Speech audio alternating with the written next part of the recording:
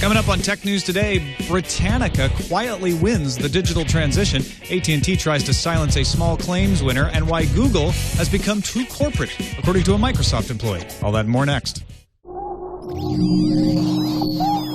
Netcasts you love. From people you trust. This is TWiT. Bandwidth for Tech News Today is provided by Cachefly at CACHEFLY.com. Plan. We're amazing.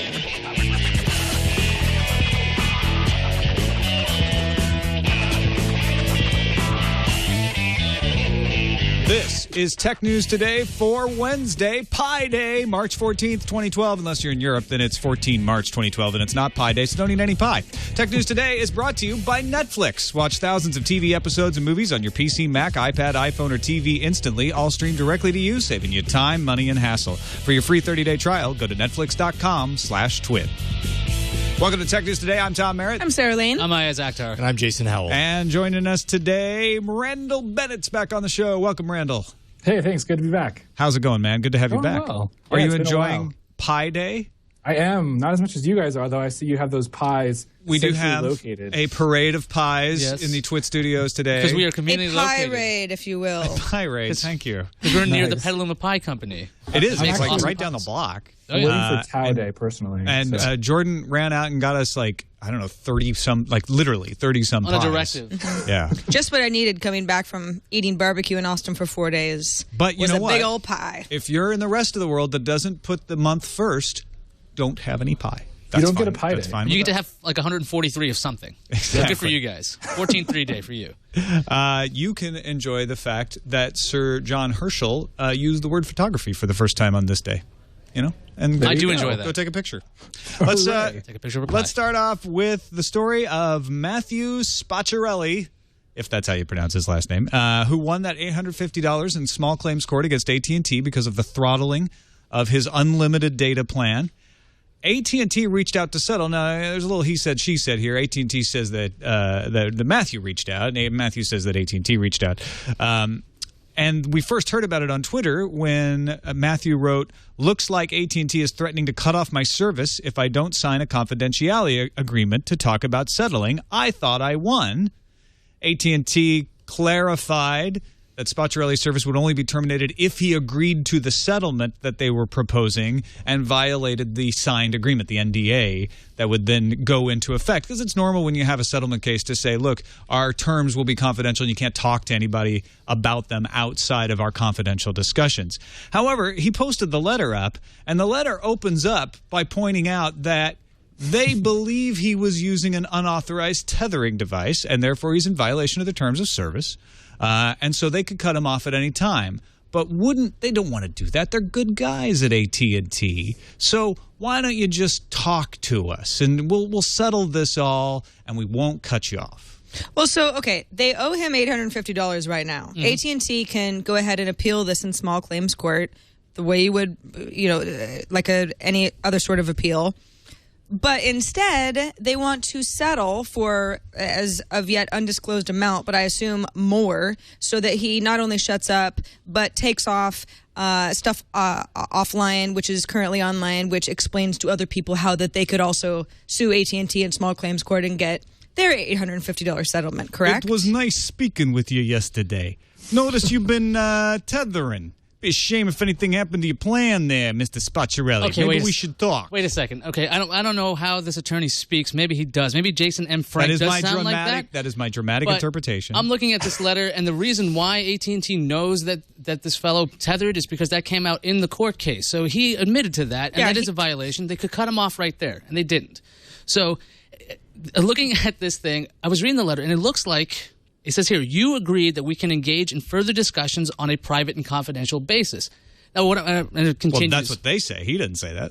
Well, hang on a second. Yeah, go Now, ahead. they could have said that. This is why I think this letter exists at all. Now, if they did say they had a discussion, to enforce an oral contract is kind of a pain in the neck, isn't it? That's why you distill it to writing. That's why this has been written out.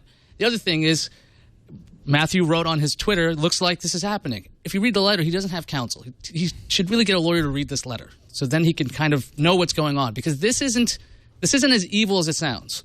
right away. I disagree with you. I know you disagree with me. I think this is very good corporate speak. This is very defensible in front of people like you to say, no, that's not what I said. People like me is a reasonable person. Lawyers. No, I think what they're trying to say is like, oh, but that's not what we said, which is exactly what you're saying. It's like, that's not what they said. Oh, that's the thing. But that's how companies work. They're very good. They're very smart. This is a professional lawyer. He knows not to say anything that can be held against it and held up to him. But they are leaning on this guy by starting with the like, look, we have the right to cut off your service. But the thing is if they have the right to cut off his service, then they should just cut off his service. Exactly. I mean, why are they even negotiating with him? They want him to shut up. What they want is to push him into an agreement that is confidential so that they can get him to stop talking about this and therefore stop encouraging other people to do the same. It's not the $850 they care about. No, it's not the at all. millions of other people who could potentially take them to small claims court. You know, if only we could do some sort of class action lawsuit, but obviously AT&T and companies like this make sure that's not even a possibility. You know, companies that, like you say, they've worded this letter very specifically. They're very working on making sure that they get the most bang for their buck for their lawyer's time. Because I guarantee you, that lawyer time is costing a whole lot more than $850.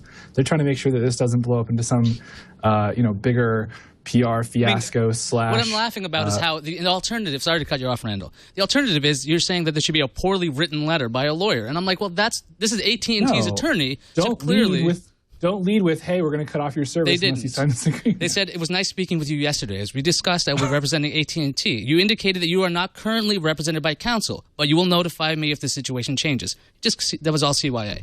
Like, that was pleasant. This whole letter is CYA, but the point of this letter is, look, we can cut off your service unless you engage in a confidential agreement with us. That's the upshot of the letter. I mean, the positive thing is he obviously doesn't have to pay an ETF, so he got one thing out of this. I mean, there's people they haven't cut him off yet, and now I don't think they will because they're bending over backwards to clarify. Like, no, we're only saying if he enjoins a non-disclosure agreement with us, which in very good lawyerly fashion they sort of presume that he's going to, which is the right way to go about it. I mean, that's normal and that's good. But they're basically saying, hey, we talked about this. We're going to go into it. And when we go into it, the presumptive sell, if you will, then you won't be able to talk about it outside of this. And he may have on the phone said, yeah, well, that's interesting. Why don't you put it in writing and send to me? And then I'll post it on my blog. And then immediately post it on the blog. That may have been his plan all along. But this is like I want to get these guys. It's almost setting a weirder precedent. Instead of AT&T squashing further small claims lawsuits, if he goes, okay, give me more money and I will be quiet. I mean, a lot of his information is already out there. Then is AT&T forced to have this kind of a conversation with people down the road where they are buying people off, essentially? Well, and AT&T won't cut him off now because that would be a PR disaster for them. And that's why he did this. Well, I don't know. I think that almost if AT&T wants to stick to their guns, they should say, you violated your terms of agreement and we have to cut you off. Right. Well, I mean, that's not very nice of them, and they're trying to come off as the nice guys. But it's a little bit like if we all know that these carriers can bend because we've all been on customer service phone calls, and you get a lot of different outcomes depending on who you talk to and what kind of mood they're in. But I think it just, for a big company to be so malleable doesn't make them seem very powerful at all. Well, it's at their discretion to cancel the contract with them. So they don't have to say, oh, yeah, you violated our terms, so we'll cut you off. They can be nice about this, and I just don't think this is as evil as you're making it out to be. Oh, I think you're giving them much more credit than, I think you're giving way too less than credit. They deserve. I don't think AT&T is trying to be nice at all. I think what AT&T is trying to do is write a carefully worded letter that will encourage this guy into the tent. They've got the candy, and they're saying, please come in. It's nice and warm in here. We're nice folks. Come on into our confidentiality agreement. It's going to be fine. When I can't make a call on my iPhone, I'm never going to give AT&T the benefit of the doubt. I mean, I feel like they want to extract as much money from me as possible. It's not going to exactly endear me to. Yeah, so. I mean, don't feel that way. That's absolutely 100% what's going on. They want to extract as much money from you as possible. I know you feel that Matthew Spacciarelli is, he's got this big corporation over a barrel and he's being unfair. That's not what I'm saying. Okay, the funny thing is the audience is going to believe you. I know. Well, no, I'm giving you the chance to debunk that. Now, Matt did a great thing by taking on AT&T because AT&T says you can't do a class action. So what he did was really smart. This is something people should pay attention to. What does your contract say? Can't do a class action, but I can sue you in a small claims case. Now, his usage was a little bit unique in the fact that he used, I think it was less than the minimum, less than 3 gigabytes of data. And so he got cut off because of, it got throttled because of the top 5% AT&T thing, which they changed too. They changed their plans. So what he was doing was playing by the rules. Brilliant strategy. And if he wants to fight AT&T, that's good. I'm just saying he might need representation at this point because their lawyers are talking to him this way.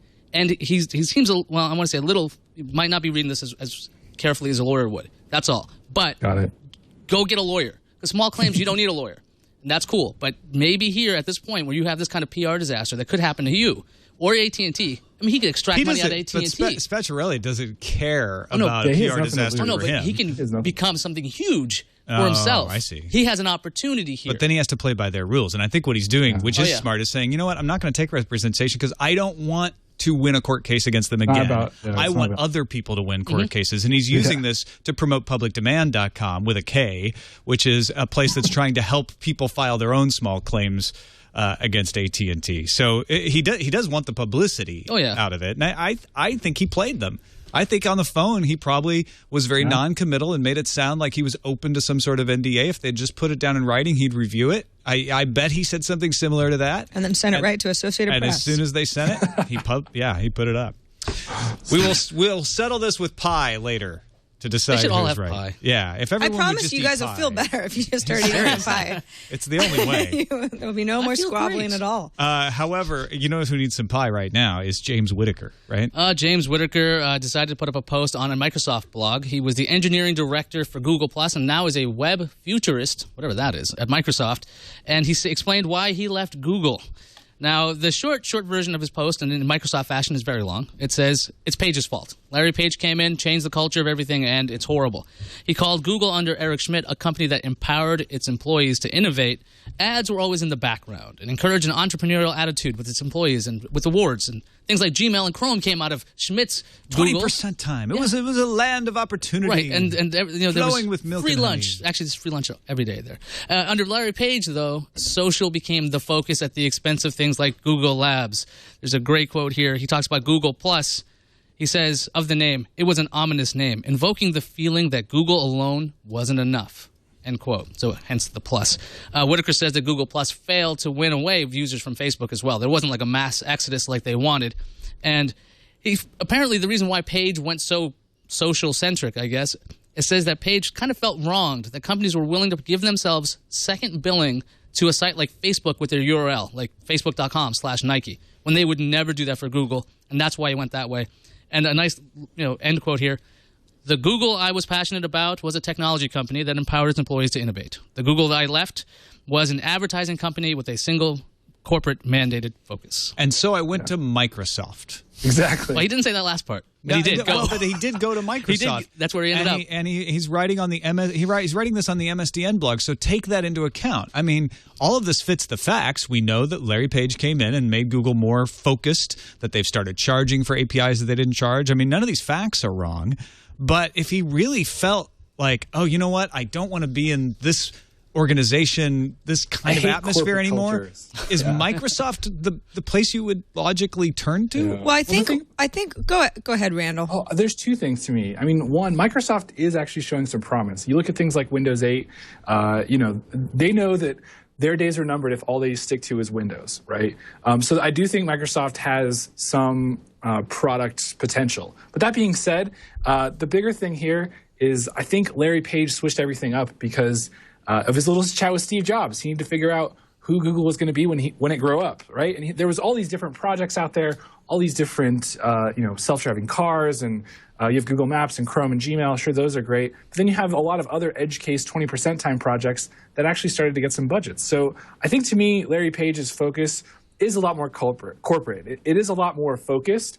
And that is going to turn off some people like this guy. But obviously, like you say, Tom, his motives aren't exactly pure, posting this on MSDN, working for Microsoft. Microsoft is known to smear Google. They have all those lobbyists in Europe trying to get antitrust things brought up over Google. I mean, to me, it's a complex situation. And this guy, he isn't 100% right, but he also isn't 100% wrong. And don't get me wrong, I'm not saying Microsoft is a horrible place or that they're not doing amazing things, but I don't see them as the place that brings you back to the wide open land of valuing engineers above everything, that doesn't pay attention to the bottom line, that isn't I mean, I guess they're not focused on advertising per se, so there is that difference, and they definitely have a long history of great engineering, but Microsoft is very corporate. And avowedly so. They believe that that's the right way to go about business. I don't know that James Whittaker is against the corporate structure. It's more that he saw Google change so much in the time that he worked there into a company that was almost obsessed with social. And in his words, he even says in his letter, just doesn't like social. Google Plus is just, nobody uses it, which is obviously not true. Although we have had the conversation of how many people are actually using Google Plus, and is it deemed a failure, or is it still going to have time to grow? According to James Whittaker, it is a bad idea. It's made its way into too many facets of Google, and he thinks it's a bad idea. They're going down the wrong direction. They're obsessed with competing with Facebook. He says it's a game they've pretty much already lost, and he can't be there anymore. My commentator's Paul Graham, he was saying too that Microsoft, he knew that Microsoft days were over when they started Bing, right, when they were copying Google. And he says the same thing's happening with Google. He thinks Google's peak has happened because they're placing so much emphasis on Google Plus, and instead of innovating their way out of this, they're kind of becoming a follower. I mean, I like Google Plus. I still use it on occasion, but I don't find it to be this enthralling experience that the Google search was the first time I used it, or Facebook was the first time I used it. Google Plus feels like an also-ran, and I think that that point that they're not innovating, that they're focused on this kill Facebook over everything, I think that's a valid one. And CLT Steve in the chat room mentions that this is actually a return from Whittaker to Microsoft. He'd worked there before as an architect. Home. Yeah, so maybe he's more comfortable with that. Okay, I know what Microsoft is versus what have you become, Google? And their culture, Microsoft culture has always kind of been the same. There's always been that kind of, we value the bottom line, and that's never changed. Whereas, you value don't be evil, and arguably Google is very different from its roots. All right, let's move on to new numbers from IDC. Android tablets rising in the marketplace. According to their estimates from Q4, Kindle Fire shipped 4.7 million units by the end of 2011 to take 16.8% of the market. That helped propel Android tablets from 32.3% of the market to 44.6%. Samsung claimed 5.8% of the market in the fourth quarter, up from 5.5%. The Nook fell from 4.5% to 3.5%. IDC Research Director Tom Minnelli said the sheer number of vendors that are bringing Android tablets to the market will mean that Google's OS will eventually overtake Apple in terms of worldwide market share. He estimates by 2015, but he expects iOS to remain the revenue market share leader through the end of 2016 and possibly beyond. So he's essentially saying, look, this is going to do the same thing that happened to phones, which is Apple is going to continue to grow, but the market is going to grow faster. And because more people make Android tablets, eventually Android as a platform will pass iOS, but iOS is going to make all the money.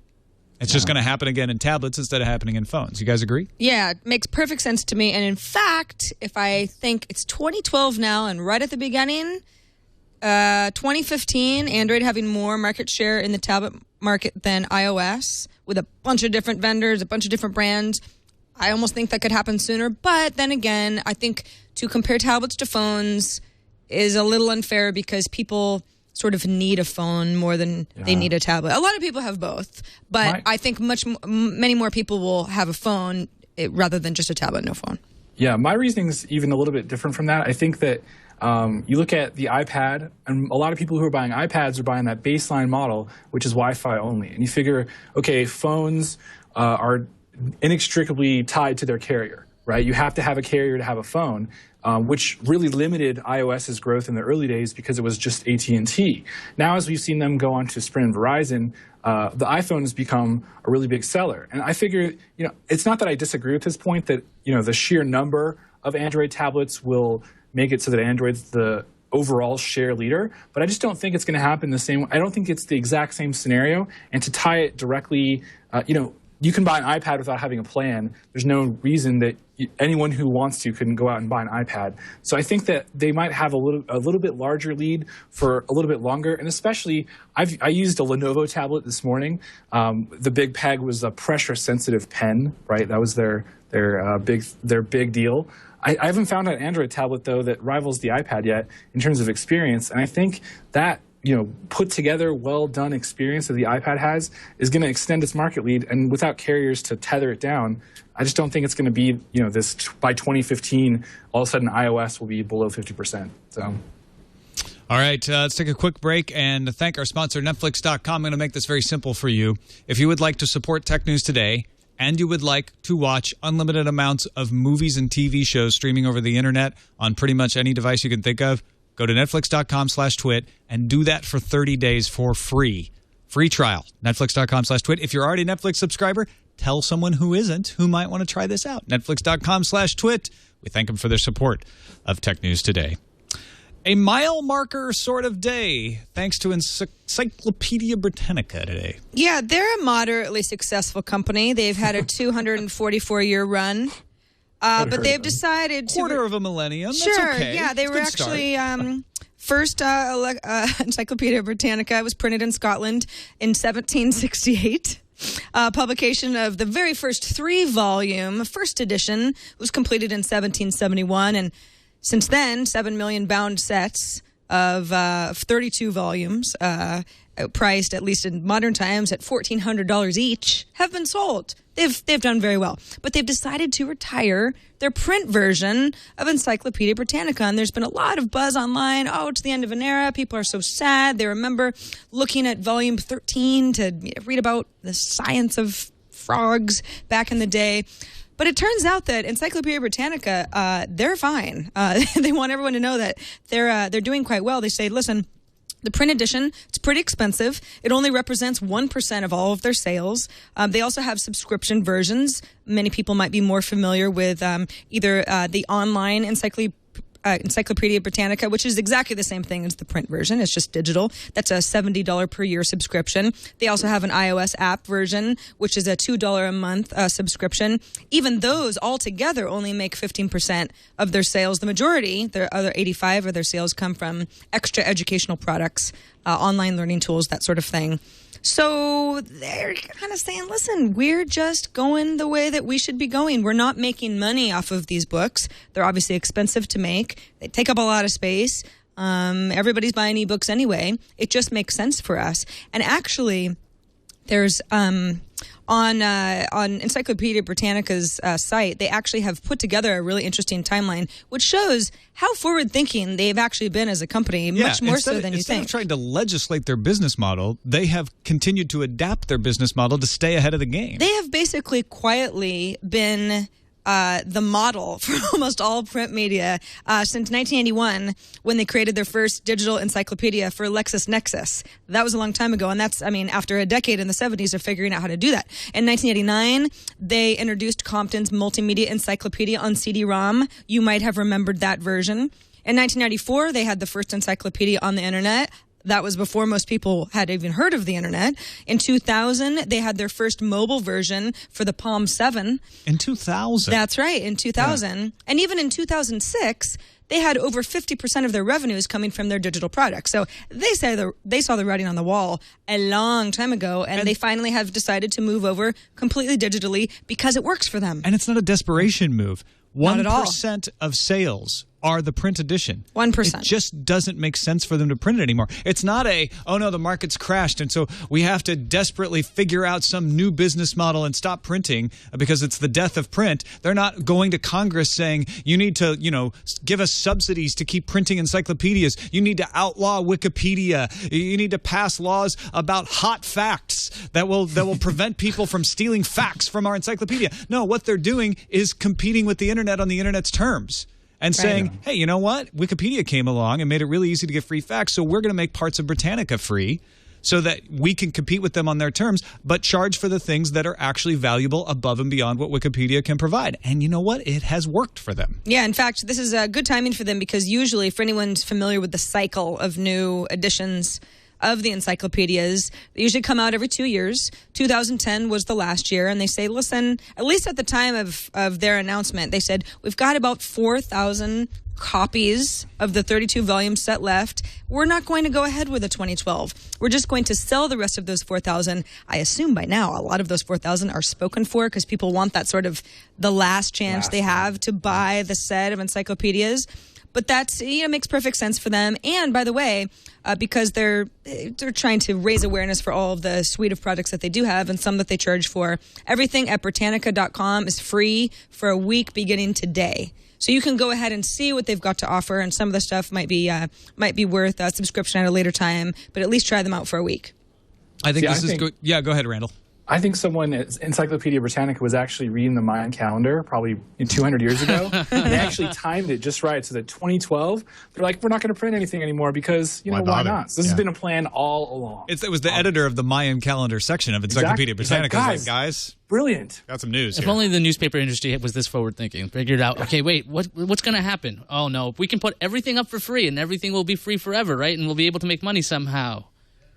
No, wait a minute. Britannica figured this out so early. What about the bookcase industry? What's going to happen to the bookcase makers? They're going to lobby. They're going to stop this from happening. we need bookcase subsidies. I think people will just start, putting old radios and Star Wars paraphernalia and as long as other books. You got a couple of those books. are the 2004 Technology Almanac. Bookcase stores will become nostalgia shops. Yeah, absolutely. They absolutely will. All right, let's quickly tell you about a little LTE Wholesale news. I am a big believer that if somebody could crack this, that wholesale wireless data could help us solve the net neutrality problem by giving us competition of ISPs that deliver you services instead of the whole package. Clearwire has been one of the hopefuls to do that, but they haven't been looking so healthy lately. However, they finally got their second customer. Instead of part owner Sprint, they now have Cricket Wireless signed to a deal for their LTE network, which Cricket's LTE network went live in Tucson late last year. They're going to expand it to 2/3 of the customers over the next couple of years, and Clearwire's first cell sites will go live next year and be a part of that. So they have another customer. That's always good news. Light Squared was going to provide wholesale LTE by using spectrum allocated to satellites and ground repeating stations. They got knocked out, as you probably know, by concerns with bleeding over into the GPS spectrum. They have now hired lawyer Theodore Olson, who helped President George W. Bush win his Supreme Court challenge when he took office against Al Gore in the 2000 election. And LightSquared has reportedly explored potential lawsuits against the FCC and GPS industry members. They haven't filed anything yet. But they have a high-powered lawyer that's starting to figure out who to gun for now. Theoretically, this is all great for competition. I mean, if LightSquared can somehow get their network off the ground, then we have this capability of having lots of different carriers. With Clearwire becoming a clear winner now, they're just like, hey, look, we're still around. We're just barely. We don't have to sue anybody. We have Spectrum. We can give you a service. We're switching over to LTE. It's the future, and we're just still afloat. And by getting Cricket, why not? I mean, people have to go from LightSquared. They had a bunch of customers lined up. Somebody's got to go, somebody's got to benefit from this, and it's going to be Clearwire, which could still mean we'll have a lot of carriers out there, which would be really nice. It would be.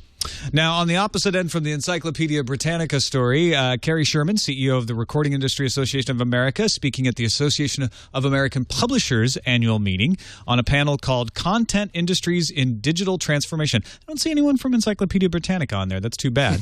But they did have Fritz Attaway from the MPAA. They had Tom Allen, CEO of the Association of Publishers. They had Robert Hollyman from the Business Software Alliance, and Carrie Sherman. Carrie Sherman said that participating ISPs are on track to begin implementing an anti-piracy notification program of graduated response by July 12th. We've told you about this. It's been a long time. I think it was a little over a year ago that they announced this. But essentially, ISPs can send out 1 or 2 educational notices to customers accused of downloading copyrighted content illegally. If the customer doesn't stop, the ISP is then asked to send out confirmation notices asking that the customer confirm that they have received the notice. Then they can choose to send out more serious notices, or possibly throttle their connection, or voluntarily decide to cut off the web connection, although the ISPs are not required to do that. It leaves all the power in the ISP's hands, but it gives the media industry something that they can point to say, hey, we're collaborating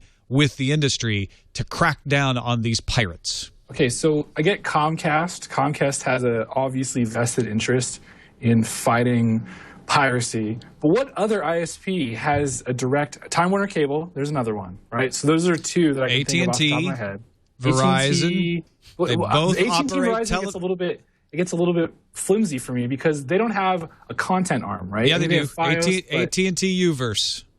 Sure, but I guess... Hey, would you like to keep those carriage fees low, AT&T Uverse? You're going to cooperate with our graduated response plan. So basically all these ISPs are being coerced. Is that the idea here? Well, they're not getting any sort of real coerced is such a harsh word. If I were a lawyer from AT&T writing a small claims court winner, I would not use the word coerced. That would imply something. They're persuaded, Tom. Yeah, that's all. Just. I mean, I've definitely heard of nudged. These content companies persuading other content companies, which shall remain nameless, into higher retrans fees. Really weird edge case restrictions. So that doesn't surprise me. But to me, if I was an ISP, I would have such a problem being like, why would I do this? Why would I let you annoy my customers, or why would I annoy my customers for you? Well, and it also, I mean, actually, I think in the cases of AT&T and Verizon, they don't need to be coerced. They are just as concerned with piracy as the MPAA and the RIAA. So they're willing to go along with this sort of thing because it's in their best interest as well. I do think, though, that smaller ISPs might go along with it because they're being pushed into not being seen as a business entity that is in favor of piracy or harboring piracy, especially in these days when Mega Upload gets raided, 23-year-old kid gets extradited from England. They don't see anyone coming straight at them, but they don't want to look like they're encouraging piracy in any way. This is almost a cost-free, not cost-free, but it's a very low-cost way to say, hey, we're doing something. With the DMCA, they don't even have to do anything. They're not legally obligated. And more to the point, so you allow users to continue to use the service the way that they've been using it. Who's going to come at you and be like, oh, you're not doing enough to stop piracy? Is that the argument? The MPAA will come after, I don't know, InfoWest, a local ISP in Utah, and say, hey, you better do something or else, and then they're not going to have anything to say to it. I just think if the ISPs actually had a backbone and cared about their customers and really respected, not annoying their own customers, this wouldn't even be a question. But most of these ISPs are just big business people, like the other big business people who happen to, all be friends together. So I think the bigger question that gets ignored in a lot of these stories too is what harm is being done has never been checked. There is no evidence that our current copyright laws, as previously enforced, are not enough. And in fact, there is some evidence that they are too much, that they actually have a dragging effect on the economy and on creativity. And I'm a big fan of Bill Patry from Google, who just came out with a book, How to Fix Copyright, where he says we should not make any new copyright laws until we have looked at the current copyright laws and have objective evidence that says how they're affecting the economy, so that we can then say, okay, this is hurting creativity, this is hurting the economy, let's fix it this way. But we don't have that. We're just jumping to conclusions. Yeah, exactly. All right, let's move on to the news fuse.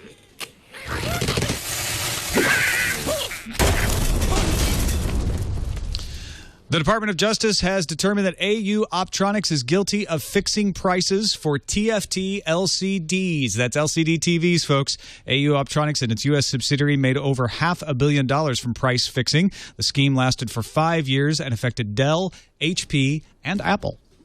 HTC announced 16 of its phones are getting Ice Cream Sandwich, including the Droid Incredible 2, the Thunderbolt, and the Sensation. If you're curious about timing, HTC says it's rolling out Android 4 for the Sensation and the Sensation XE already.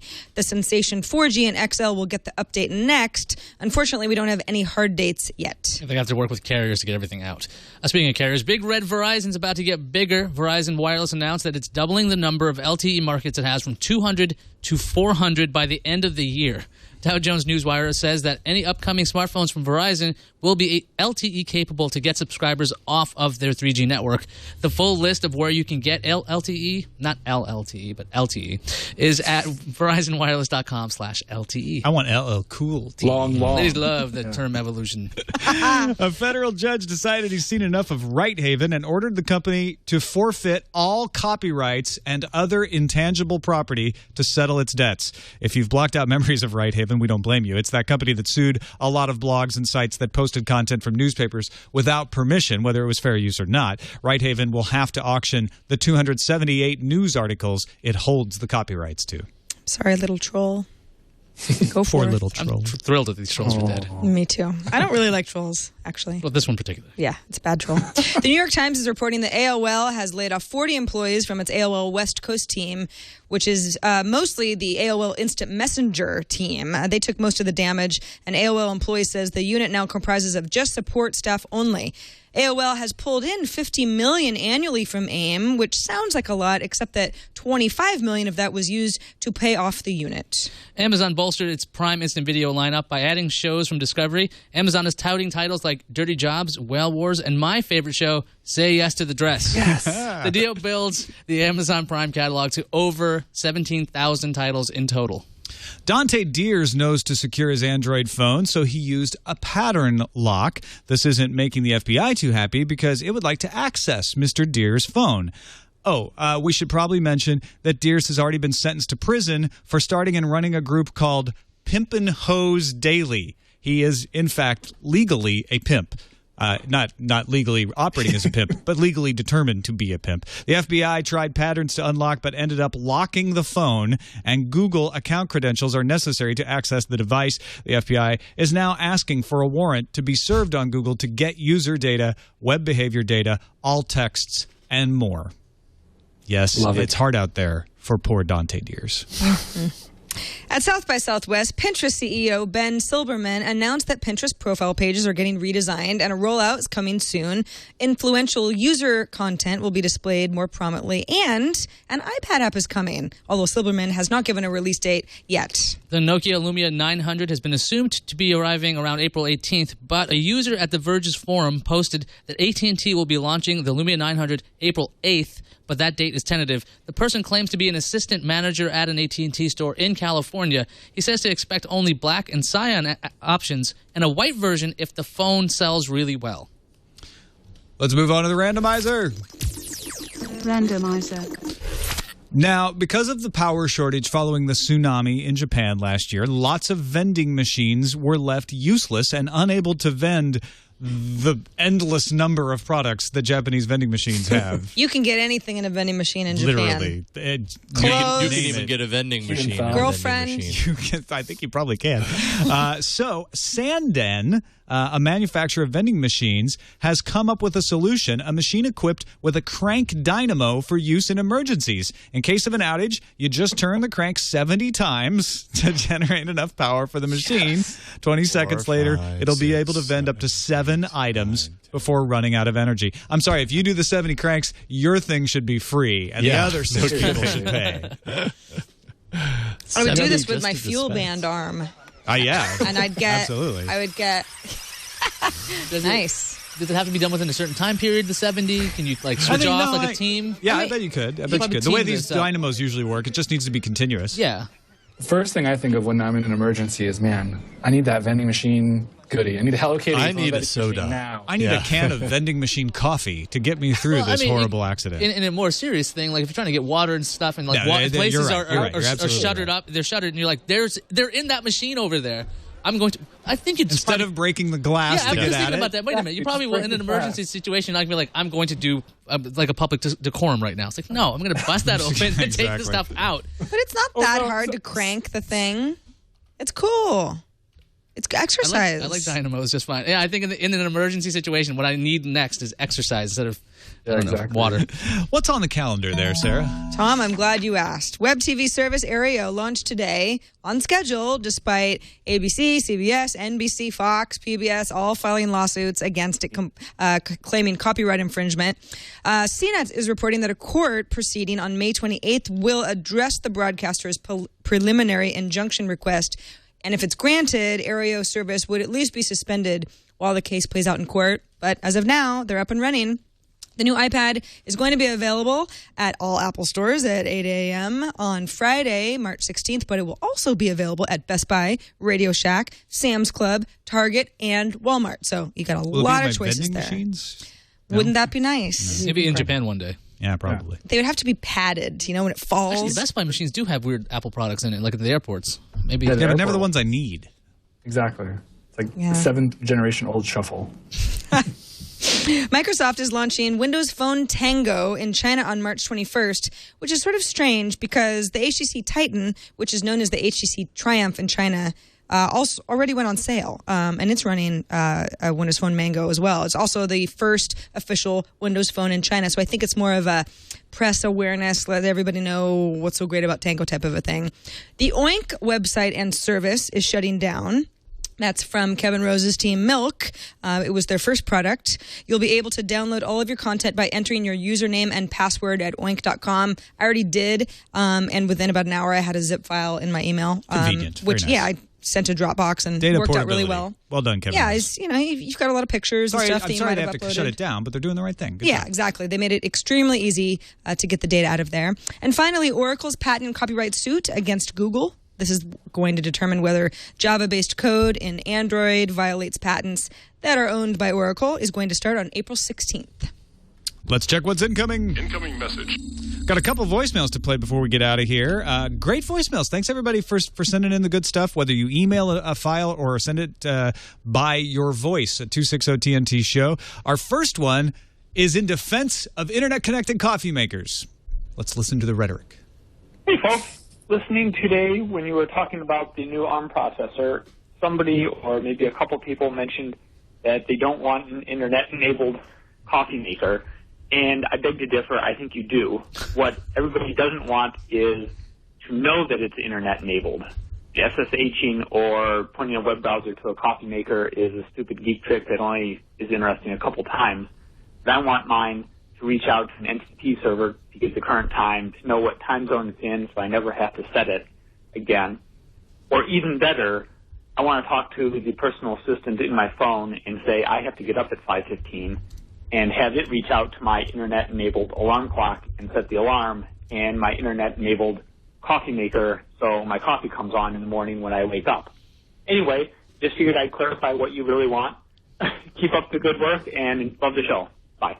Now, you have to, in my opinion, have a coffee grinder in the coffee maker so that when it... You don't want to grind the beans the night before because they'll get stale. Exactly. So you need the timer needs to be able to set off the grinder, and the grinder needs to be able to Well, that's why you have grounds. that processor in there. It can handle all those calculations for you. There are all-in-one grinder makers. There are. So you just got to get a really cool one. But that's also internet-enabled. You know, yeah, go ahead, Randall. Those would be the internet-enabled ones, though, the coolest ones. So. Yeah. I do like this idea of just saying, to your Android phone, make me coffee at 5:15. Like, yeah, exactly. Perfect. Siri, let it figure it out. Can you imagine just Siri? That's having a house run by robots. And that's awesome. Exactly. I don't use the timer on my coffee maker, but that's because I don't have the grinder integrated with the coffee maker. See, and I wonder how you pair, though, right? Like, that's where it gets kind of weird. How do you pair your coffee maker versus all the other internet-enabled coffee makers? Yeah. NFC tapping, that's Bluetooth pairing. The National Football Conference. NFC, when it was the group of the NFC that's actually working with Bluetooth, so you can tap to pair Bluetooth things. Yeah. I'm like, this should have been a thing Finally. forever. Geofencing. That too. Also true. Well, maybe it's the same Wi-Fi network. That would work. And our final caller has a defense of Siri, saying, hey, if Siri's not working, it may be you that's the problem, not Siri. Tracy, as always, thanks for a great show. Just wanted to give a quick counterpoint about Siri. I certainly agree that it can use some improvement, and I'm sure it doesn't work as well for everyone as it does for some people. But Siri is typically really accurate with me. I use it to set reminders and schedule appointments and look stuff up, and more often than not, it gets it right the first try. So it isn't a perfect system, but it does work better for some people than it does for others. I love this call, by the way. When I heard it in the voicemails, I'm like, she speaks so clearly, concisely. It's perfect. That's probably why Siri loved it. We just need to speak like her. Yeah. Exactly. It's also the kind of queries you're asking Siri, too. True. There are certain things that Siri, as long as you're speaking clearly, does really well. But you can trip it up. You can confuse the beast. Time of day matters as well, because if there's a lot of traffic, you're likely to get a network timeout versus a time when it doesn't have much traffic. I'm not saying a time of day that you can pick. I'm just saying if a bunch of people are using it once, you may be more likely to have it time out. Yep. All right. Thanks for the calls, everybody. And thanks for watching and listening to the show. Thanks for submitting stories to our subreddit. TechNewsToday.reddit.com is the place to go to not only submit stories, but vote them up or down if you would like us to talk about them. Randall, Bennett, thanks again for joining us. Always good to have you along. Let folks know what you're up to and where they can find your work online. Well, nowadays, I'm kind of incubating some projects. The best place to really follow me is twitter.com/RandallB. My focus is on interactive video. I'm working at a TV station, one called KSL, in Salt Lake City, building some cool Facebook on TV interactions. And eventually, I'll be building products that everyone's going to use. I mean, I assume anyway. But that's a few years away. So for now, follow me on Twitter if you're into video. If you work at a TV station and you want to do some cool interactive stuff, get a hold of me, and we can definitely create some cool stuff. So, yeah. Thanks, Randall, and thanks, everybody, for watching or listening. You can find us on the web at twit.tv/TNT. You can email us, tnt@twit.tv, and you can give us a call and leave us a voicemail in a nice, clear, Siri-friendly voice at 260-TNT-SHOW. Will Harris joins us tomorrow. We'll see you then.